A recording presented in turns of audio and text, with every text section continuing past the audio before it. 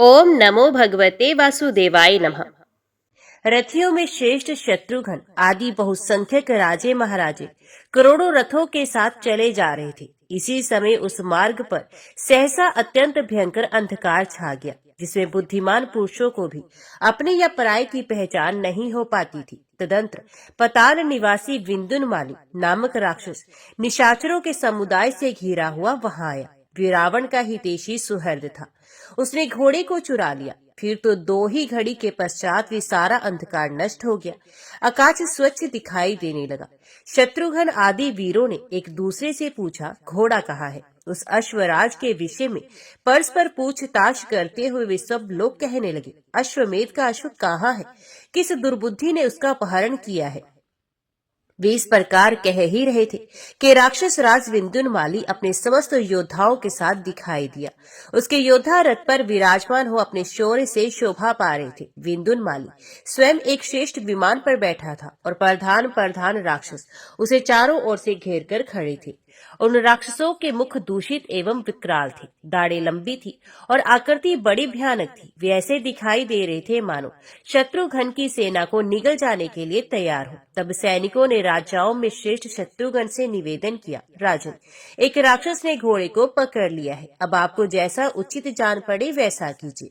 उनकी बात सुनकर शत्रुघ्न अत्यंत रोष में भर गए और बोले, कौन ऐसा पराक्रमी राक्षस है जिसने मेरे घोड़े को पकड़ रखा है? फिर वे मंत्री से बोले, मंत्रीवर बताओ, इस राक्षस से लोहा लेने के लिए किन किन वीरों को नियुक्त करना चाहिए, जो उसका वध करने के लिए उत्साह रखने वाले, अत्यंत शूर, महान शस्त्र धारण करने वाले तथा प्रधान अस्त्र वेत्ताओं में श्रेष्ठ हो। सुमति ने कहा, हमारी सेना में कुमार पुष्कल महान वीर अस्त्र शस्त्रों के ज्ञाता और शत्रु को ताप देने वाले हैं, अतः यही विजय के लिए उदित हो युद्ध में उस राक्षस को जीतने के लिए जाए। इनके सिवा लक्ष्मी निधि हनुमान जी तथा अन्य योद्धा भी युद्ध के लिए प्रस्थित हो। वीरों में अग्रगण्य अमात्य सुमति के ऐसा कहने पर शत्रुघ्न ने संग्राम कुशल वीर योद्धाओं से कहा, सब प्रकार के अस्त्र शस्त्रों में परवीन पुष्कल आदि जो वीर यहाँ उपस्थित हैं, वे राक्षस को मारने के विषय में मेरे सामने कोई प्रतिज्ञा करें। तो पुष्कल बोले, राजन, मेरी प्रतिज्ञा सुनिए। मैं अपने पराक्रम के भरोसे सब लोगों के सुनते हुए ये अद्भुत प्रतिज्ञा कर रहा हूँ, यदि मैं अपने धनुष से छूटे हुए बाणों की तीखी धार से उस दैत्य को मूर्छित ना कर दूं, मुख पर बाल चितराई यदि पृथ्वी ना पड़ जाए, यदि ये उसके महाबली सैनिक मेरे बाणों से छिन्न भिन्न होकर धराशायी ना हो जाए, तथा यदि मैं अपनी बात सच्ची करके ना दिखा सकूं, तो मुझे वही पाप लगे जो विष्णु और शिव में तथा शिव और शक्ति में भेद दृष्टि रखने वाले को लगता है। श्री रघुनाथ जी के चरण कमलों में मेरी निश्चल भक्ति है, वही मेरी कही हुई सब बातें सत्य करेगी। पुष्कल की प्रतिज्ञा सुनकर युद्ध कुशल हनुमान जी ने श्री रामचंद्र जी के चरणों का स्मरण करते हुए ये कल्याण में वचन कहा, योगी जन अपने हृदय में नित्य निरंतर जिनका ध्यान किया करते हैं, देवता और असुर भी अपना मुकुट मंडित मस्तक झुकाकर जिनके चरणों में प्रणाम करते हैं तथा बड़े बड़े लोकेश्वर जिनकी पूजा करते हैं, वे अयोध्या के अधिनायक भगवान श्री रामचंद्र जी मेरे स्वामी हैं। मैं उनका स्मरण करके जो कुछ कहता हूँ वे सब सत्य होगा। राजन, अपनी इच्छा के अनुसार चलने वाले विमान पर बैठा हुआ ये दुर्बल एवं तुच्छ दैत्य किस गिनती में है? शीघ्र आज्ञा दीजिए, मैं अकेला ही इसे मार गिराऊंगा। राजा श्री रघुनाथ जी तथा महारानी जनक किशोरी की कृपा से इस पृथ्वी पर ऐसा कोई कार्य नहीं जो मेरे लिए कभी भी असाध्य हो। यदि मेरी कही हुई ये बात झूठी हो तो मैं तत्काल श्री रामचंद्र जी की भक्ति से दूर हो जाऊं। यदि मैं अपनी बात झूठी कर दूं तो मुझे वही पाप लगे जो काम मोही शूद्र को मोहवश ब्राह्मणी के साथ समागम करने से लगता है, जिसको सूंघने से मनुष्य नरक में पड़ता है, जिसका स्पर्श करने से रौरव नरक की यातना भोगनी पड़ती है। उस मदिरे का जो पुरुष जीवा के स्वाद के वशीभूत होकर लोलुपतावश पान करता है, उसको जो पाप होता है वे मुझे भी लगे। यदि मैं श्री राम जी की कृपा के बल से अपनी प्रतिज्ञा को सत्य न कर सकूं, तो निश्चय ही उपयुक्त पापों का भागी हूं। उनके ऐसा कहने पर दूसरे महावीर योद्धाओं ने आवेश में आकर अपने अपने पराक्रम से शोभा पाने वाली बड़ी बड़ी प्रतिज्ञाएं की। उस समय शत्रुघ्न ने भी उन युद्ध विशारद वीरों को साधुवाद देकर उनकी प्रशंसा की और सबके देखते देखते प्रतिज्ञा करते हुए कहा, वीरों, अब मैं तुम लोगों के सामने अपनी प्रतिज्ञा बता रहा हूँ। यदि मैं उसके मस्तक अपने सायकों से काटकर छिन्न भिन्न करके धड़ और विमान से नीचे पृथ्वी पर ना गिरा दूं, तो आज निश्चय ही मुझे वे पाप लगे जो झूठी गवाही देने, स्वर्ण चुराने और ब्राह्मण की निंदा करने से लगता है। शत्रुघ्न के ये वचन सुनकर वीर पूजित योद्धा कहने लगे, श्री रघुनाथ जी के अनुज आप धन्य हैं। आपके सिवा दूसरा कौन ऐसी प्रतिज्ञा कर सकता है? ये दुष्ट राक्षस क्या चीज है? इसका तुच्छ बल किस गिनती में है? महामते, आप एक ही क्षण में इसका नाश कर डालेंगे। ऐसा कहकर वे महावीर योद्धा अस्त्र शस्त्रों से सुसज्जित हो गए और अपनी प्रतिज्ञा पूरी करने के लिए युद्ध के मैदान में उस राक्षस की ओर प्रसन्नता पूर्वक चले। वे इच्छा अनुसार चलने वाले विमान पर बैठा था। पुष्कल आदि वीरों को उपस्थित देख उस राक्षस ने कहा, अरे राम कहाँ है? मेरे सखा रावण को मारकर वे कहाँ चला गया है? आज उसको और उसके भाई को भी मारकर उन दोनों के कंठ से निकलती हुई रक्त की धारा का पान करूंगा और इस प्रकार रावण वध का बदला चुकाऊंगा। पुष्कल ने कहा, दुर्बुद्धि निशाचर, क्यों इतनी शोखी बगा रहा है? अच्छे योद्धा संग्राम में डीग नहीं हाँकते, अपने अस्त्र शस्त्रों की वर्षा करके पराक्रम दिखाते हैं। जिन्होंने सुहृद सेना और सवारियों सहित रावण का संहार किया है, भगवान श्री राम के अश्व को लेकर तू कहाँ जा सकता है? युद्ध में उन्मत्त होकर लड़ने वाले वीर पुष्कल को ऐसी बातें करते देख राक्षस राज विंदुरमाली ने उनकी छाती को लक्ष्य करके बड़े वेग से शक्ति का प्रहार किया। उसे आती देख पुष्कल ने तेज धार वाले तीखे बाणों से उसके टुकड़े टुकड़े कर डाले तथा अपने धनुष पर बहुत से बाणों का संधान किया, जो बड़े ही तीक्ष्ण और मन के समान वेगशाली थे। वे बाण राक्षस की छाती में लगकर तुरंत ही रक्त की धारा बहाने लगे। पुष्कल के बाण प्रहार से राक्षस पर मोह छा गया, उसके मस्तिष्क में चक्कर आने लगा तथा वे अचेत होकर अपने कामक विमान से धरती पर गिर पड़ा। विंदुरमाली का छोटा भाई उग्रदंष्ट वहां मौजूद था। उसने अपने बड़े भाई को जब गिरते देखा तो उसे पकड़ लिया और पुनः विमान के भीतर वहां पहुंचा दिया, क्योंकि विमान के बाहर उसे शत्रु की ओर से अनिष्ट प्राप्त होने की आशंका थी। उसने बलवानों में श्रेष्ठ पुष्कल से बड़े रोष के साथ कहा, दुर्मते, मेरे भाई को गिराकर अब तू कहाँ जाएगा? पुष्कल के नेत्र भी क्रोध से लाल हो उठे थे। उग्रदंष्ट उपयुक्त बातें कह ही रहा था कि उन्होंने 10 बाणों से उस दुष्ट की छाती में वेग पूर्वक प्रहार किया। उनकी चोट से व्यथित होकर दैत्य ने एक जलता हुआ त्रिशूल हाथ में लिया, जिसे अग्नि की 3 शाखाएं उठ रही थी। महावीर पुष्कल के हृदय में वे भयंकर त्रिशूल लगा और वे गहरी मूर्छा को प्राप्त हो रथ पर गिर पड़े। पुष्कल को मूर्छित जानकर पवन नंदन हनुमान जी मन ही मन क्रोध से अस्थिर हो उठे और उस राक्षस से बोले, दुर्बुद्धे, मैं युद्ध के लिए उपस्थित हूँ, मेरे रहते तू कहाँ जा सकता है? तू घोड़े का चोर है और सामने आ गया है, अतः मैं लातों से मारकर तेरे प्राण ले लूंगा। ऐसा कहकर हनुमान जी आकाश में स्थित हो गए और विमान पर बैठे हुए शत्रु पक्ष के योद्धा महान दैत्यों को नखों से विदीर्ण करके मौत के घाट उतारने लगे। किन्हीं की पूंछ से मार डाला, किन्हीं को पैरों से कुचल डाला, तो कितनों को उन्होंने दोनों हाथों से चीर डाला। जहां जहां वे विमान जाता वहीं वहीं वायु नंदन हनुमान जी इच्छा अनुसार रूप धारण करके प्रहार करते। इस प्रकार जब विमान पर बैठे हुए बड़े योद्धा व्याकुल हो गए, तब दैत्यराज उग्रदंष्ट ने हनुमान जी पर आक्रमण किया। उस दुर्बुद्धि ने प्रज्वलित अग्नि के समान कांति धारण करने वाले अत्यंत तीखे त्रिशूल से उनके ऊपर प्रहार किया, परंतु महाबली हनुमान जी ने अपने पास आए हुए उस त्रिशूल को अपने मुंह में ले लिया। यद्यपि वे सारा का सारा लोहे का बना था, तथापि उसे दांतों से चबाकर उन्होंने चूर्ण कर डाला तथा उस दैत्य को कई तमाचे जड़ दिए। उनके थप्पड़ों की मार खाकर राक्षस को बड़ी पीड़ा हुई और उसने संपूर्ण लोकों में भय उत्पन्न करने वाली माया का प्रयोग किया। उस समय चारों ओर घोर अंधकार छा गया, जिसमें कोई भी दिखाई नहीं दे रहा था। इतने बड़े जन समुदाय में वहां अपना या पराया कोई भी किसी को पहचान नहीं पाया। चारों ओर नंगे कुरूप उग्र एवं भयंकर दैत्य दिखाई देते थे। उनके बाल बिखरे हुए थे और मुख विकराल प्रतीत हो रहे थे। उस समय सब लोग व्याकुल हो गए, सबको एक दूसरे से भय होने लगा। सभी ये समझकर कि कोई महान उत्पात आया हुआ है, वहां से भागने लगे। तब शत्रुघ्न जी रथ पर बैठकर वहां आए और भगवान श्री राम का स्मरण करके उन्होंने अपने धनुष पर बाणों का संधान किया। वे बड़े पराक्रमी थे। उन्होंने मोहनास्त्र के द्वारा राक्षसी माया का नाश कर दिया और आकाश में उस असुर को लक्ष्य करके बाणों की बौछार आरंभ कर दी। उसमें सारी दिशाएं प्रकाश में हो गई। सूर्य के चारों ओर पड़ा हुआ घेरा निर्वर्त हो गया। स्वर्ण में पंख से शोभा पाने वाले लाखों बाण उस राक्षस के विमान पर पड़ने लगे। कुछ ही देर में वे विमान टूटकर पृथ्वी पर गिर पड़ा।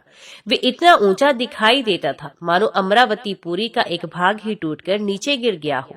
तब उस दैत्य को बड़ा क्रोध हुआ और उसने अपने धनुष पर अनेकों बाणों का संधान किया तथा राम भ्राता भ्राता शत्रुघ्न को उनके बाणों का निशाना बनाकर बड़ी विकट गर्जना की। शत्रुघ्न बड़े शक्तिशाली थे। उन्होंने अपने धनुष पर वाव्य अस्त्र का प्रयोग किया जो राक्षसों को कंपा देने वाला था। उस अस्त्र की मार खाकर व्योमचारी भूतल बेताल मस्तक के बाल चित्राए आकाश से पृथ्वी पर गिरते दिखाई देने लगे। राम भ्राता शत्रुघ्न के उस अस्त्र को देखकर राक्षस कुमार ने अपने धनुष पर पाशुपत अस्त्र का प्रयोग किया। समस्त वीरों का विनाश करने वाले उस अस्त्र को चारों ओर फैलते देखकर उसका निवारण करने के लिए शत्रुघ्न ने नारायण नामक अस्त्र छोड़ा। नारायण अस्त्र ने एक ही क्षण में शत्रु पक्ष के सभी अस्त्रों को शांत कर दिया। निशाचरों के छोड़े हुए सभी बाण विलीन हो गए। तब विंदुनमाली ने क्रोध में भर शत्रुघ्न को मारने के लिए तीक्ष्ण एवं भयंकर त्रिशूल हाथ में लिया। उसे शूल हाथ में लिए आते देख शत्रुघ्न ने अर्धचंद्राकार बाण से उसकी भुजा काट डाली। फिर कुंडलों सहित उसके मस्तकों को भी धड़ से अलग कर दिया। भाई का मस्तक कट गया। ये देखकर प्रतापी उग्रदृष्ट ने शूर वीरों द्वारा सेवित शत्रुघ्न को मुक्के से मारना आरंभ किया, किंतु शत्रुघ्न ने शुभ नामक साइक से उसका भी मस्तक उड़ा दिया। तदंतर मरने से बचे हुए सभी राक्षस अनाथ हो गए। इसलिए उन्होंने शत्रुघ्न के चरणों में पड़कर वे यज्ञ का घोड़ा उन्हें अर्पण कर दिया। फिर तो विजय के उपलक्ष्य में वीणा झंकृत होने लगी। सब और शंख बज उठे तथा शूर वीरों का मनोहर विजयनाद सुनाई देने लगा। राक्षसों द्वारा अपहरण किए हुए घोड़े को पाकर पुष्कल सहित राजा शत्रुघ्न को बड़ा हर्ष हुआ। दुर्जय दैत्य विंदुनमाली के मारे जाने पर समस्त देवता निर्भय हो गए। उन्हें बड़ा सुख मिला। तदंतर शत्रुघ्न ने उस उत्तम अश्व को छोड़ा। फिर तो वे उत्तर दिशा में भ्रमण करने लगा। सब प्रकार के अस्त्र शस्त्रों में परवीन श्रेष्ठ रथी, घुड़सवार और पैदल सिपाही उसकी रक्षा में नियुक्त थे। घूमता घामता वे नर्मदा के तट पर जा पहुंचा, जहां बहुत से ऋषि महर्षि निवास करते थे। नर्मदा का जल ऐसा जान पड़ता था मानो पानी के ब्याज से नील रत्नों का रस ही दिखाई दे रहा हो। वहां तट पर उन्होंने एक पुरानी पर्णशाला देखी जो पलाश के पत्तों से बनी हुई थी और नर्मदा की लहरें उसे अपने जल से सींच रही थी। शत्रुघ्न जी संपूर्ण धर्म, अर्थ, कर्म और कर्तव्य के ज्ञान में निपुण थे। उन्होंने सर्वज्ञ एवं नीति कुशल मंत्री सुमति से पूछा, मंत्रीवर बताओ ये पवित्र आश्रम किसका है? सुमति ने कहा, महाराज यहाँ एक श्रेष्ठ मुनि रहते हैं जो संपूर्ण शास्त्रों के विद्वान हैं। इनका दर्शन करके हम लोगों के समस्त पाप धुल जाएंगे, इसलिए तुम इन्हें प्रणाम करके इन्हीं से पूछो, ये तुम्हें सब कुछ बता देंगे। इनका नाम आरण्यक है। ये श्री रघुनाथ जी के चरणों के सेवक हैं तथा उनके चरण कमलों के मकरंद का आस्वादन करने के लिए सदा लोलुप बने रहते हैं। इन्होंने बड़ी उग्र तपस्या की है और ये समस्त शास्त्रों के मर्मज्ञ हैं। सुमति का ये धर्म युक्त वचन सुनकर शत्रुघ्न जी थोड़े से सेवकों को साथ ले मुनि का दर्शन करने के लिए गए। पास जा उन सभी वीरों ने विनीत भाव से मस्तक झुकाकर तापसों में श्रेष्ठ आरण्यक मुनि को नमस्कार किया।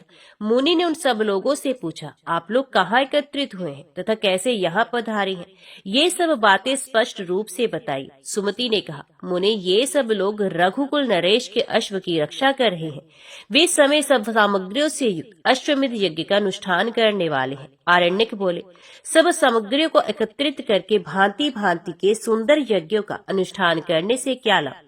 वे तो अत्यंत अल्प पुण्य प्रदान करने वाले हैं तथा उनसे क्षण भंगुर फल की ही प्राप्ति होती है। स्थिर ऐश्वर्य पद को देने वाले तो एकमात्र रमानाथ भगवान श्री रघुवीर हैं। जो लोग उन भगवान को छोड़कर दूसरे की पूजा करते हैं वे मूर्ख हैं। जो मनुष्यों के स्मरण करने मात्र से पहाड़ जैसे पापों का भी नाश कर डालते हैं, उन भगवान को छोड़कर मूढ़ मनुष्य योग, याग और व्रत आदि के द्वारा क्लेश उठाते हैं। सकाम पुरुष अथवा निष्काम योगी भी जिनका अपने हृदय में चिंतन करते हैं तथा जो मनुष्यों को मोक्ष प्रदान करने वाले हैं, वे भगवान श्री राम स्मरण करने मात्र से सारे पापों को दूर कर देते हैं। पूर्व काल की बात है, मैं तत्व ज्ञान की इच्छा से ज्ञानी गुरु का अनुसंधान करता हुआ बहुत से तीर्थों में भ्रमण करता रहा, किंतु किसी ने मुझे भी तत्व का उपदेश नहीं दिया। उसी समय एक दिन भाग्यवश मुझे लोमश मुनि मिल गए। वे स्वर्गलोक से तीर्थ यात्रा के लिए आए थे। उन महर्षि को प्रणाम करके मैंने पूछा, स्वामी मैं इस अद्भुत और दुर्लभ मनुष्य शरीर को पाकर भयंकर भवसागर के पार जाना चाहता हूँ। ऐसी दशा में मुझे क्या करना चाहिए? मेरी ये बात सुनकर वे मुनि श्रेष्ठ बोले, विप्रवर एकाग्रचित होकर पूर्ण श्रद्धा के साथ सुनो। संसार समुद्र से तारने के लिए दान, तीर्थ, व्रत, नियम, यम, योग तथा यज्ञ आदि अनेकों साधन हैं। ये सभी स्वर्ग प्रदान करने वाले हैं। किंतु महाभाग, मैं तुमसे एक परम गोपनीय तत्व का वर्णन करता हूँ, जो सब पापों का नाश करने वाला और संसार सागर से पार उतारने वाला है। नास्तिक और श्रद्धाहीन पुरुष को इसका उपदेश नहीं देना चाहिए। निंदक, शठ तथा भक्ति से द्वेष रखने वाले पुरुष के लिए भी इस तत्व का उपदेश करना मना है। जो काम और क्रोध से रहित हो, जिसका चित्त शांत हो तथा जो भगवान श्री राम का भक्त हो, उसी के सामने इस गूढ़ तत्व का वर्णन करना चाहिए। ये समस्त दुखों का नाश करने वाला सर्वोत्तम साधन है। श्री राम से बड़ा कोई देवता नहीं, श्री राम से बढ़कर कोई व्रत नहीं, श्री राम से बड़ा कोई योग नहीं तथा श्री राम से बढ़कर कोई यज्ञ नहीं। श्री राम का स्मरण, जप और पूजन करने के मनुष्य परम पद को प्राप्त होता है। उसे इस लोक और परलोक की उत्तम समृद्धि मिलती है। श्री रघुनाथ जी संपूर्ण कामनाओं और फलों को दाता है। मन के द्वारा स्मरण और ध्यान करने पर वे अपनी उत्तम भक्ति प्रदान करते हैं, जो संसार समुद्र से तारने वाली है। चांडाल भी श्री राम का स्मरण करके परम गति को प्राप्त कर लेता है। फिर तुम्हारे जैसे वेद शास्त्र परायण पुरुषों के लिए तो कहना ही क्या। ये संपूर्ण वेद और शास्त्रों का रहस्य है, जिसे मैंने तुम पर प्रकट किया है। अब जैसा तुम्हारा विचार हो वैसा ही करो। एक ही देवता है श्री राम, एक ही व्रत है उनका पूजन, एक ही मंत्र है उनका नाम तथा एक ही शास्त्र है उनकी स्तुति। अतः तुम सब प्रकार से परम मनोहर श्री रामचंद्र जी का भजन करो। इससे तुम्हारे लिए ये महान संसार सागर गाय के खुर के समान तुच्छ हो जाएगा। महर्षि लोमश का वचन सुनकर मैंने पुनः प्रश्न किया, मुनिवर, मनुष्य को भगवान श्री राम का ध्यान और पूजन कैसे करना चाहिए? ये सुनकर उन्होंने स्वयं श्री राम का ध्यान करते हुए मुझे सब बातें बताई। साधक को इस प्रकार ध्यान करना चाहिए। रमणीय अयोध्या नगरी परम चित्र विचित्र मंडपों से शोभा पा रही है। उसके भीतर एक कल्प वृक्ष है, जिसके मूल भाग में परम मनोहर सिंहासन विराजमान है। वे सिंहासन बहुमूल्य मरकत मणि, स्वर्ण तथा नीलमणि आदि से सुशोभित है और अपनी कांति से गहन अंधकार का नाश कर रहा है। वे सब प्रकार की मनोवांछित समृद्धियों को देने वाला है। उसके ऊपर भक्तों का मन मोहने वाले श्री रघुनाथ जी बैठे हैं। उनका दिव्य विग्रह दुर्वादल के समान श्याम है, जो देवराज इंद्र के द्वारा पूजित होता है। भगवान का सुंदर मुख अपनी शोभा से राका के पूर्ण चंद्र की कमनी कांति को भी तिरस्कृत कर रहा है। उनका तेजस्वी ललाट अष्टमी के अर्धचंद्र की सुषमा धारण करता है। मस्तक पर काले काले घुंघराले के शोभा पा रहे हैं। मुकुट की मणियों से उनका मुख मंडल उद्भासित हो रहा है। कानों में पहने हुए मकराकार कुंडल अपने सौंदर्य से भगवान की शोभा बढ़ा रहे हैं। मूंगे के समान सुंदर कांति धारण करने वाले लाल लाल ओंठ बड़े मनोहर जान पड़ते हैं। चंद्रमा की किरणों से होड़ लगाने वाली दंत पक्तियों तथा जपा पुष्प के समम रंग वाली जीवा के कारण उनके श्रीमुख का सौंदर्य और भी बढ़ गया है। शंख के आकार वाला कमनीय कंठ, जिसमें ऋक आदि चारों वेद तथा संपूर्ण शास्त्र निवास करते हैं, उनके श्री विग्रह को सुशोभित करते हैं। श्री रघुनाथ जी सिंह के समान ऊंची और मासल कंधे वाले हैं। वे केयूर एवं कड़ों से विभूषित विशाल भुजाएं धारण करते हैं। उनकी दोनों बाहें अंगूठी में जड़े हुए हीरे की शोभा से देदीप्यमान और घुटनों तक लंबी है। विस्तृत वक्षस्थल लक्ष्मी के निवास से शोभा पा रहा है।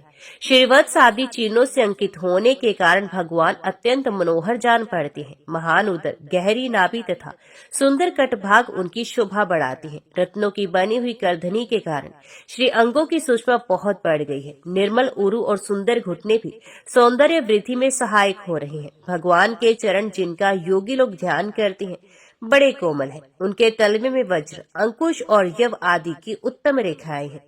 उन युगल चरणों में श्री रघुनाथ जी के विग्रह की बड़ी शोभा हो रही है। इसी प्रकार ध्यान और स्मरण करके तुम संसार सागर से पार हो जाओगे। जो मनुष्य प्रतिदिन चंदन आदि सामग्रियों से इच्छा अनुसार श्री रामचंद्र जी का पूजन करता है, उसे इहलोक और परलोक की उत्तम समृद्धि प्राप्त होती है। तुमने श्री राम के ध्यान का प्रकार पूछा था, सो मैंने तुम्हें बता दिया। इसके अनुसार ध्यान करके भवसागर के पार हो जाओगे। आरण्यक ने कहा, मुनिश्रेष्ठ, मैं आपसे पुनः कुछ प्रश्न करता हूँ, मुझे उनका उत्तर दीजिए। महामते, गुरुजन आपकी अपने सेवक पर कृपा करके उन्हें सब बातें बताते हैं। महाभाग, आप प्रतिदिन जिनका ध्यान करते हैं वे श्री राम कौन है तथा उनके चरित्र कौन कौन से हैं, ये बताने की कृपा कीजिए। द्विश्रेष्ठ, श्री राम ने किस लिए अवतार लिया था, वे क्यों मनुष्य शरीर में प्रकट हुए? आप मेरा संदेह निवारण करने के लिए सब बातों को शीघ्र बताइए। मुनि के परम कल्याण में वचन सुनकर महर्षि लोमश ने श्री रामचंद्र जी के अद्भुत चरित्र का वर्णन किया। वे बोले, योगेश्वरों के ईश्वर भगवान ने संपूर्ण लोगों को दुखी जानकर संसार में अपनी कीर्ति फैलाने का विचार किया। ऐसा करने का उद्देश्य ये था कि जगत के मनुष्य मेरी कीर्ति का गान करके घोर संसार से तर जाएंगे। ये समझकर भक्तों का मन लुभाने वाले दया सागर भगवान ने 4 विग्रहों में अवतार धारण किया। साथ ही उनकी हरधरणी शक्ति लक्ष्मी भी अवतीर्ण हुई। पूर्व काल में त्रेता युग आने पर सूर्य वंश में श्री रघुनाथ जी का पूर्ण अवतार हुआ। उनकी श्री राम के नाम से प्रसिद्धि हुई। श्री राम के नेत्र कमल के समान शोभायमान थे। लक्ष्मण सदा उनके साथ रहते थे। धीरे धीरे उन्होंने यौवन में प्रवेश किया। तत्पश्चात पिता की आज्ञा से दोनों भाई श्री राम और लक्ष्मण महर्षि विश्वामित्र के अनुगामी हुए। राजा दशरथ ने यज्ञ की रक्षा के लिए अपने दोनों कुमारों को विश्वामित्र के पास अर्पण किया। वे दोनों भाई जितेंद्रिय, धनुर्धर और वीर थे। मार्ग में जाते समय उन्हें भयंकर वन के भीतर ताड़का नाम की राक्षसी मिली। उसने उनके रास्ते में विघ्न डाला। तब महर्षि विश्वामित्र की आज्ञा से रघुकुल भूषण श्री रामचंद्र जी ने ताड़का को परलोक भेज दिया। गौतम पत्नी अहिल्या, जो इंद्र के साथ संपर्क करने के कारण पत्थर हो गई थी, श्री राम के चरण स्पर्श से पुनः अपने स्वरूप को प्राप्त हुई। विश्वामित्र का यज्ञ प्रारंभ होने पर श्री रघुनाथ जी ने अपने श्रेष्ठ बाणों से मारीच को घायल किया और सुबाहु को मार डाला। तदंतर राजा जनक के भवन में रखे हुए शंकर जी के धनुष को तोड़ा। उस समय श्री रामचंद्र जी की अवस्था 15 वर्ष की थी। उन्होंने 6 वर्ष की अवस्था वाली मिथिलेश कुमारी सीता को, जो परम सुंदरी और अयोनिजा थी, वैवाहिक विधि के अनुसार ग्रहण किया। इसके बाद श्री रामचंद्र जी 12 वर्षों तक सीता के साथ रहे। 27वें वर्ष की आयु में उन्हें युवराज बनाने की तैयारी हुई। इसी बीच में रानी कैकेयी ने राजा दशरथ से 2 वर मांगे। उनमें से एक के द्वारा उन्होंने ये इच्छा प्रकट की कि श्री राम मस्तक पर जटा धारण करके 14 वर्षों तक वन में रहें, तथा दूसरे वर के द्वारा ये मांगा कि मेरे पुत्र भरत युवराज बनाए जाएं। राजा दशरथ ने श्री राम को वनवास दे दिया। श्री रामचंद्र जी 3 रात्रि तक केवल जल पीकर रहे। चौथे दिन उन्होंने फल आहार किया और 5वें दिन चित्रकूट पर पहुंचकर अपने लिए रहने का स्थान बनाया। इस प्रकार वहां 12 वर्ष व्यतीत किए। तदंतर 13वें वर्ष के आरंभ में वे पंचवटी में जाकर रहने लगे। महामुने, वहां श्री राम ने लक्ष्मण के द्वारा शूर्पणखा नाम की राक्षसी को उसकी नाक काटकर कुरूप बना दिया। तत्पश्चात वे जानकी के साथ वन में विचरण करने लगे। इसी बीच में अपने पापों का फल उदय होने पर 10 मस्तकों वाला राक्षस राज रावण सीता को हर ले जाने के लिए वहां आया और माघ कृष्ण अष्टमी को वृंद नामक मुहूर्त में, जबकि श्री राम और लक्ष्मण आश्रम पर नहीं थे, उन्हें हर ले गया। उसके द्वारा अपहरण होने पर देवी सीता कुर्री की भांति विलाप करने लगी, हाय राम, मुझे राक्षस हर कर ले जा रहा है, मेरी रक्षा कीजिए, रक्षा कीजिए। रावण काम के अधीन होकर जनक किशोरी सीता को लिए जा रहा था। इतने में ही पक्षीराज जटायु वहां आ पहुंचे। उन्होंने राक्षस राज रावण के साथ युद्ध किया, किंतु स्वयं ही उसके हाथ से मारे जाकर धरती पर गिर पड़े। इसके बाद 10वें महीने में मार्गशीर्ष शुक्ल नवमी के दिन संपाति ने वानरों को इस बात की सूचना दी कि सीता देवी रावण के भवन में निवास कर रही हैं। फिर एकादशी को हनुमान जी महेंद्र पर्वत से उछलकर 100 योजन चौड़ा समुद्र लांग गए। उस रात भी लंकापुरी के भीतर सीता जी की खोज करते रहे। रात्रि के अंतिम भाग में हनुमान जी को सीता जी का दर्शन हुआ। द्वादशी के दिन वे शिशंपा नामक वृक्ष पर बैठे रहे। उसी दिन रात में जानकी जी को विश्वास दिलाने के लिए उन्होंने श्री रामचंद्र जी की कथा सुनाई। फिर त्रयोदशी को अक्ष आदि के साथ उनका युद्ध हुआ। चतुर्दशी के दिन इंद्रजित ने आकर ब्रह्मास्त्र से उन्हें बांध लिया। इसके बाद उनकी पूंछ में आग लगा दी गई और उसी आग के द्वारा उन्होंने लंकापुरी को जला दिया। पूर्णिमा को वे पुण्य महेंद्र पर्वत पर आ गए। फिर मार्गशीर्ष कृष्ण पक्ष की प्रतिपदा से लेकर 5 दिन उन्होंने मार्ग में बिताए। 6ठे दिन मधुवन में पहुंचकर उसका विध्वंस किया और सप्तमी को श्री रामचंद्र जी के पास पहुंचकर सीता जी का दिया हुआ चिन्ह उन्हें अर्पण किया तथा वहां का सारा समाचार कह सुनाया। तत्पश्चात अष्टमी को उत्तर फाल्गुनी नक्षत्र और विजय नामक मुहूर्त में दोपहर के समय श्री रघुनाथ जी का लंका के लिए प्रस्थान हुआ। श्री राम जी ये प्रतिज्ञा करके कि मैं समुद्र लांग कर राक्षस राज रावण को वध करूंगा, दक्षिण दिशा की ओर चल गए। उस समय सुग्रीव उनके सहायक हुए। 7 दिनों के बाद समुद्र के तट पर पहुंचकर उन्होंने सेना को ठहराया। पौष शुक्ल प्रतिपदा से लेकर तृतीया तक श्री रघुनाथ जी सेना से समुद्र तट पर टिके रहे। चतुर्थी को विभीषण आकर उनसे मिले। फिर पंचमी को समुद्र पार करने के विषय में विचार हुआ। इसके बाद श्री राम ने 4 दिनों तक अनशन किया। फिर समुद्र से वर मिला और उससे पार जाने का उपाय भी दिखा दिया। तदंतर दशमी को सेतु बांधने का कार्य आरंभ होकर त्रयोदशी को समाप्त हुआ। चतुर्दशी को श्री राम ने सुवेल पर्वत पर अपनी सेना को ठहराया। पूर्णिमा से द्वितीया तक 3 दिनों में भारी सेना समुद्र के पार हुई। समुद्र पार करके लक्ष्मण सहित श्री राम ने वानर राज की सेना साथ ले सीता के लिए लंकापुरी को चारों ओर से घेर लिया। तृतीया से दशमी पर्यंत 8 दिनों तक सेना का घेरा पड़ा रहा। एकादशी के दिन शुक और सारण सेना में घुस आए थे। पोष कृष्ण द्वादशी को शार्दुल के द्वारा वानर सेना की गणना हुई। साथ ही उसने प्रधान वानरों की शक्ति का भी वर्णन किया। शत्रु सेना की संख्या जानकर रावण ने त्रयोदशी से अमावस्या पर्यंत 3 दिनों तक लंकापुरी में अपने सैनिकों को युद्ध के लिए उत्साहित किया। माघ शुक्ल प्रतिपदा को अंगद दूत बनकर रावण के दरबार में गए। उधर रावण ने माया के द्वारा सीता को उनके पति के कटे हुए मस्तक आदि का दर्शन कराया। माघ की द्वितीया से लेकर अष्टमी पर्यंत 7 दिनों तक राक्षसों और वानरों में घमासान युद्ध होता रहा। माघ शुक्ल नवमी को रात्रि के समय इंद्रजित ने युद्ध में श्री राम और लक्ष्मण को नागपाश से बांध लिया। इससे प्रधान वानर जब सब ओर से व्याकुल और उत्साहहीन हो गए तो दशमी को नागपाश का नाश करने के लिए वायुदेव ने श्री रामचंद्र जी के कान में गरुड़ के मंत्र का जप और उनके स्वरूप का ध्यान बता दिया। ऐसा करने से एकादशी को गरुड़ जी का आगमन हुआ। फिर द्वादशी को श्री रामचंद्र जी के हाथ से धूम्राक्ष का वध हुआ। त्रयोदशी को भी उन्होंने के द्वारा कंपन नाम का राक्षस युद्ध में मारा गया। माघ शुक्ल चतुर्दशी से कृष्ण पक्ष की प्रतिपदा तक 3 दिन में नील के द्वारा प्रहस्त का वध हुआ। माघ कृष्ण द्वितीया से चतुर्थी पर्यंत 3 दिनों तक तुमुल युद्ध करके श्री राम ने रावण को युरण भूमि में भगा दिया। पंचमी से अष्टमी तक 4 दिनों में रावण ने कुंभकर्ण को जगाया। जागने पर उसने आहार ग्रहण किया।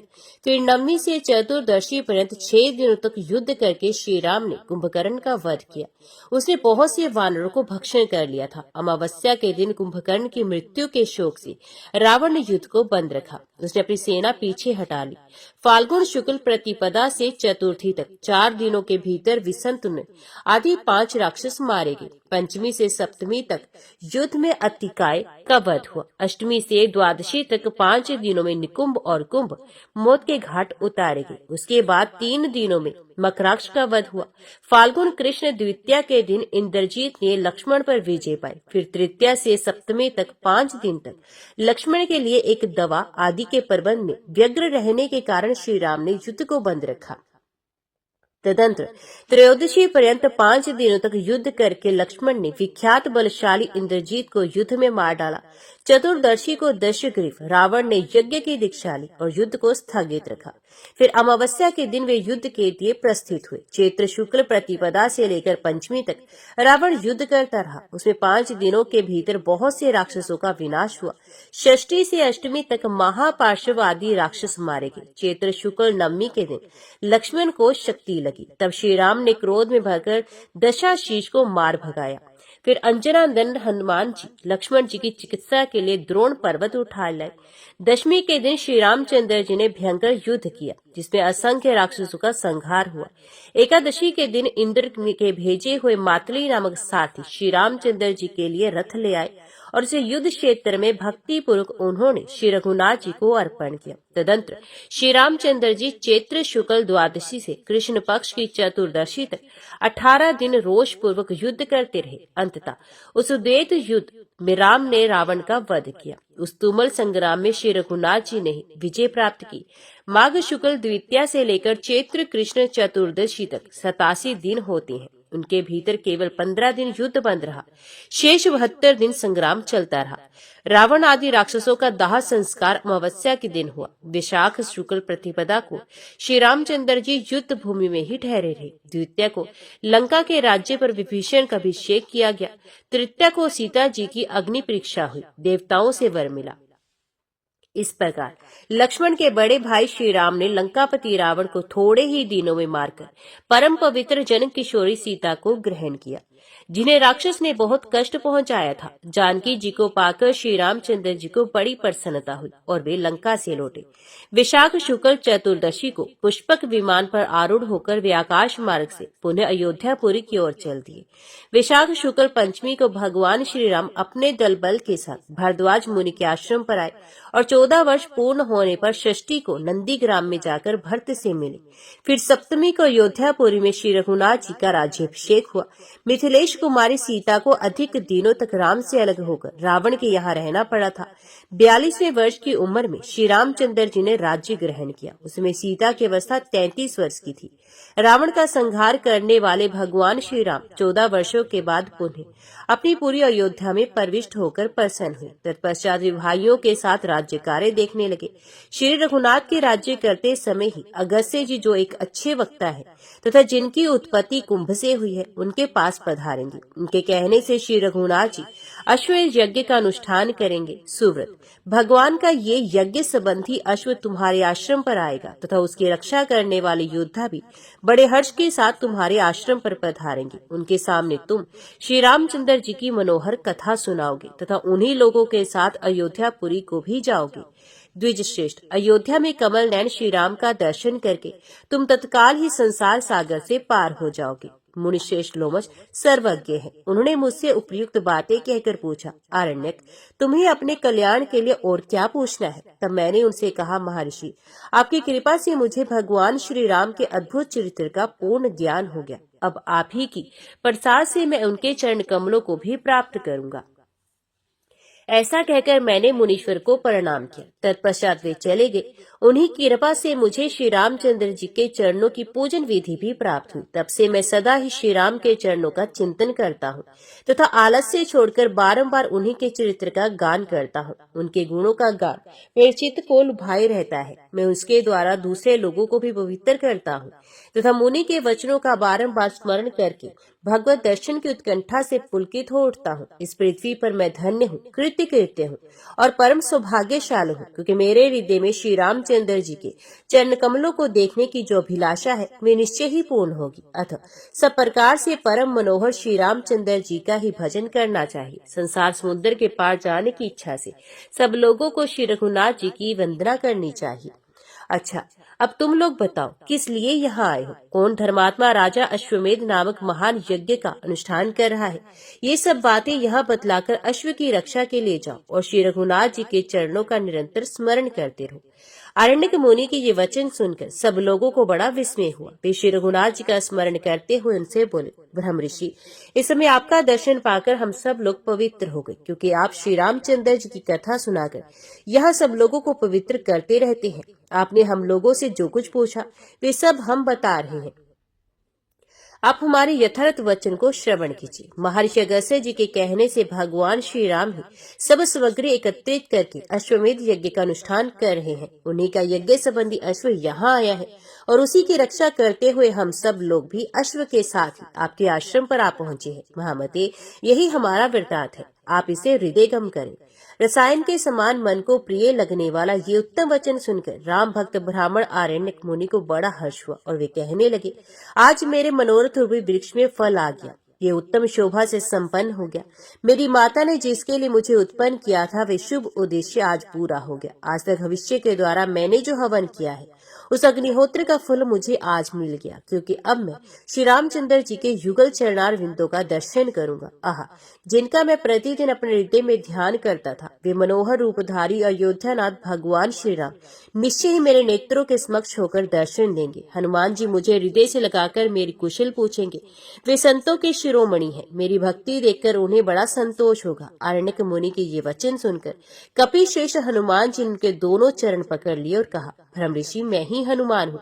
स्वामी, मैं आपका सेवक हूँ और आपके सामने खड़ा हूँ। मुनीश्वर, मुझे श्री रघुनाथ जी के दास की चरण धूलि समझिए। हनुमान जी श्री राम भक्त होने के कारण अत्यंत शोभा पा रहे थे। उनकी उपयुक्त बातें सुनकर आरण्यक मुनि को बड़ा हर्ष हुआ और उन्होंने हनुमान जी को हृदय से लगा लिया। दोनों के हृदय से प्रेम की धारा फूटकर बह रही थी। दोनों ही आनंद सुधा में निमग्न होकर शिथिल एवं चित्र लिखित से प्रतीत हो रहे थे। श्री रघुनाथ जी के चरण कमलों के प्रेम से दोनों का ही मानस भरा हुआ था। अतः दोनों ही बैठकर आपस में भगवान की मनोहारिणी कथाएं कहने लगे। मुनिश्रेष्ठ आरण्यक श्री राम के चरणों का ध्यान कर रहे थे। हनुमान जी ने उनसे ये वचन कहा, महर्षि, ये श्री रघुनाथ जी के भ्राता महावीर शत्रुघ्न आपको प्रणाम कर रहे हैं। ये उद्घट वीरों से सेवित भरत कुमार पुष्कल ही आपके चरणों में शीश झुकाते हैं तथा इधर की ओर ये जो महान बली और अनेक गुणों से विभूषित सज्जन खड़े हैं, इन्हें श्री रघुनाथ जी के मंत्री समझिए। अत्यंत भयंकर योद्धा राजा सुबाहु भी आपको प्रणाम करते हैं। ये श्री रामचंद्र जी के चरण कमलों का मकरंद पान करने वाले मधुकर हैं। ये राजा सुमद हैं, जिन्हें पार्वती जी ने श्री रघुनाथ जी के चरणों की भक्ति प्रदान की, जिससे ये संसार समुद्र के पार हो चुके हैं। ये भी आपके चरणों में नमस्कार करते हैं। जिन्होंने अपने सेवक के मुख से श्री रामचंद्र जी के अश्व को आया हुआ सुनकर अपना सारे राज्य भी भगवान को समर्पण कर दिया, वे राजा सत्यवान भी पृथ्वी पर माथा टेककर आपके चरणों में प्रणाम करते हैं। हनुमान जी के वचन सुनकर अनेक मुनि बड़े आदर के साथ सबको हृदय से लगाया और फल फूल आदि के द्वारा सबका स्वागत सत्कार किया। फिर शत्रुघ्न आदि सब लोगों ने बड़ी प्रसन्नता के साथ महर्षि के आश्रम पर निवास किया। प्रातः काल नर्मदा में नित्य कर्म करके वे महान उद्योगी सैनिक आगे जाने को तैयार हुए। शत्रुघ्न ने आरण्यक मुनि को पालकी पर बिठाकर अपने सेवकों द्वारा उन्हें श्री रघुनाथ जी की निवास भूत अयोध्या पुरी को पहुंचा दिया। सूर्यवंशी राजाओं ने जिसे अपना निवास स्थान बनाया था, उस अवधपुरी को दूर से ही देखकर आरण्यक मुनि सवारी से उतर पड़े और श्री रामचंद्र जी के दर्शन की इच्छा से पैदल ही चलने लगे। जन समुदाय से शोभा पाने वाली उस रमणीय नगरी में पहुंचकर उनके मन में श्री राम को देखने के लिए हजार हजार अभिलाषाएं उत्पन्न हुई। थोड़ी ही देर में वहां यज्ञ मंडप से सुशोभित सरयू के पावन तट पर उन्हें श्री रामचंद्र जी की झांकी हुई। भगवान का श्री विग्रह दुर्वा दल के समान श्याम सुंदर दिखाई देता था। उनके नेत्र खिले हुए कमल के समान शोभा पा रहे थे। वे अपने कटभाग में मृग श्रृंग धारण किए थे। व्यास आदि महर्षि उन्हें घेर कर विराजमान थे और बहुत से शूरवीर उनकी सेवा में उपस्थित थे। उनके दोनों पार्श्व भागों में भरत और सुमित्रा नंदन लक्ष्मण खड़े थे तथा श्री रघुनाथ जी दीन जनों को मुंहमांगा दान दे रहे थे। भगवान का दर्शन करके आरण्यक मुनि ने अपने को कृतार्थ माना और वे कहने लगे, आज मेरे नेत्र सफल हो गए, क्योंकि वे श्री रामचंद्र जी का दर्शन कर रहे हैं। मैंने जो संपूर्ण शास्त्रों का ज्ञान प्राप्त किया था वे आज सार्थक हो गया, क्योंकि श्री रामचंद्र जी की महिमा को जानकर इस समय मैं अयोध्यापुरी में आ पहुंचा हूँ। इस प्रकार हर्ष में भरकर उन्होंने बहुत सी बातें कही। श्री रघुनाथ जी के चरणों का दर्शन करके उनके समस्त शरीर में रोमांच हो आया था। इस अवस्था में वे रमानाथ भगवान श्री राम के समीप के, जो दूसरों के लिए अगम्य है तथा विचार परायण योगेश्वर से भी बहुत दूर है, भगवान के निकट पहुंचकर वे बोले, आहा, आज मैं धन्य हो गया, क्योंकि श्री रघुनाथ जी के चरणों मेरे नेत्र के समक्ष विराजमान है। अब मैं श्री रामचंद्र जी को देखकर इनसे वार्तालाप करके अपनी वाणी को पवित्र बनाऊंगा। श्री रामचंद्र जी भी अपने तेज से जाज्वल्यमान तपोमूर्ति विप्रवर आरण्यक मुनि को आया देख उनके स्वागत के लिए उठकर खड़े हो गए। वे बड़ी देर तक उनके चरणों में मस्तक झुकाए रहे। देवता और असुर अपनी मुकुट मणियों से जिसके युगल चरणों की आरती उतारती हैं, वे ही प्रभु श्री रघुनाथ जी मुनि के पैरों पर पड़कर कहने लगे, ब्राह्मण देव, आज आपने मेरे शरीर को पवित्र कर दिया। ब्राह्मणों में श्रेष्ठ महातपस्वी आरण्यक मुनि ने राजाओं के शिरोमणि श्री रामचंद्र जी को चरणों में पड़ा देख उनका हाथ पकड़कर उठाया और अपने प्रियतम प्रभु को छाती से लगा दिया। कौशल्यानंदन श्री राम ने ब्राह्मण को मणि निर्मित ऊंची आसन पर बिठाया और स्वयं ही जल लेकर उनके दोनों पैर धोए। फिर चरणोदक लेकर भगवान ने उसे अपने मस्तक पर चढ़ाया और कहा, आज मैं अपने कुटुंब और सेवकों सहित पवित्र हो गया। तत्पश्चात देवादिदेवों से सेवित श्री रघुनाथ जी ने मुनि के ललाट में चंदन लगाया और उन्हें दूध देने वाली गो दान की। फिर मनोहर वचनों से कहा, स्वामी, मैं अश्वमेध यज्ञ कर रहा हूँ, आपके चरण यहाँ आ गए, इसे ये यज्ञ पूर्ण हो गया। मेरे अश्वमेध यज्ञ को आपके चरणों से पवित्र कर दिया। राजधिराजों से सेवित श्री रघुनाथ जी के ये वचन सुनकर आरण्यक मुनि ने हंसते हुए मधुर वाणी में कहा, स्वामी, आप ब्राह्मणों के हितैषी और इस पृथ्वी के रक्षक हैं, अतः ये वचन आप ही के योग्य है। महाराज, वेदों के पारगामी ब्राह्मण आप ही के विग्रह हैं। यदि आप ब्राह्मणों की पूजा आदि कर्तव्य कर्मों का आचरण करेंगे तो अन्य सब राजा भी ब्राह्मणों का आदर करेंगे। शास्त्रों के ज्ञान से रहित मूढ़ मनुष्य भी यदि आपके नाम का स्मरण करता है तो वे संपूर्ण पापों के महासागर को पार करके परम पद को प्राप्त होता है। सभी वेदों और इतिहासों का ये स्पष्ट सिद्धांत है कि राम नाम का जो स्मरण किया जाता है वे पापों से उद्धार करने वाला है। श्री रघुनाथ जी ब्रह्म हत्या जैसे पाप भी तभी तक गर्जना करते हैं जब तक आपके नामों का स्पष्ट रूप से उच्चारण नहीं किया जाता। महाराज, आपके नामों की गर्जना सुनकर महापातक रूपी गजराज कहीं छिपने के लिए स्थान ढूंढते हुए भाग खड़े होते हैं। श्री राम, आपकी कथा सुनकर सब लोग पवित्र हो जाएंगे। पूर्व काल में जबकि सतयुग चल रहा था, मैंने गंगा तीर पर निवास करने वाली पुराण वेता ऋषियों के मुख से ये बात सुनी थी। महान पाप करने के कारण कातर हृदय वाले पुरुषों को तभी तक पाप का भय बना रहता है जब तक वे अपनी जीवा से परम मनोहर राम नाम का उच्चारण नहीं करते। अतः श्री रामचंद्र जी, इस समय मैं धन्य हो गया। आपके दर्शन से मेरे संसार बंधन का नाश सुलभ हो गया। मुनि के ऐसा कहने पर श्री रघुनाथ जी ने उनका पूजन किया। उस समय सभी महर्षि उन्हें साधुवाद देने लगे। इसी बीच में वहां जो अत्यंत आश्चर्यजनक घटना घटी उसे मैं बताता हूँ। मुनि श्री वात्स्यन, तुम श्री राम के भजन में तत्पर रहने वाले हो, मेरी बातों को ध्यान देकर सुनो। आरण्यक मुनि को ध्यान में श्री रघुनाथ जी का जैसा स्वरूप दिखाई देता था उसी रूप में महाराज श्री रामचंद्र जी को प्रत्यक्ष देखकर उन्हें अत्यंत हर्ष हुआ। वे वहां बैठे हुए महर्षियों से बोले, मुनीश्वरों, आप लोग मेरे मनोहर वचन सुने।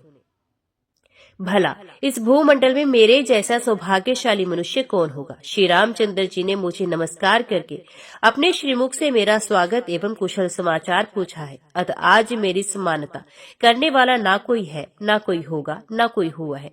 श्रुतियों भी जिनके चरण कमलों की रज को सदा ही ढूंढा करती हैं, उन्हीं भगवान ने आज मेरे चरणों का जल पीकर अपने को पवित्र माना है। ऐसा कहते कहते उनका ब्रह्म अंतर फूट गया तथा उससे जो तेज निकला वे श्री रघुनाथ जी में समा गया। इस प्रकार सरयू के तटवर्ती यज्ञ मंडप में सब लोगों के देखते देखते अरण्यक मुनि को सायुज्य मुक्ति प्राप्त हुई, जो योग्य के लिए भी दुर्लभ है। उस समय आकाश में तूर्य और वीणा आदि बाजे बजने लगे।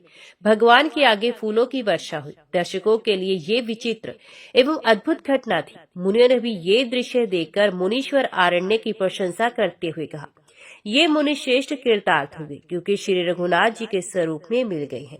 ओम नमो भगवते वासुदेवाय नमः। जय श्री राधे कृष्णा। आज की वीडियो में इतना ही। उम्मीद करती हूँ वीडियो आपको पसंद आई होगी। वीडियो पसंद आई हो तो वीडियो को लाइक और चैनल को सब्सक्राइब जरूर कीजिएगा। जय श्री हरि लिखकर कमेंट बॉक्स में अपनी हाजिरी और अपने सुझाव देना ना भूलेगा। तो मिलते हैं अगली कथा अगली वीडियो के साथ।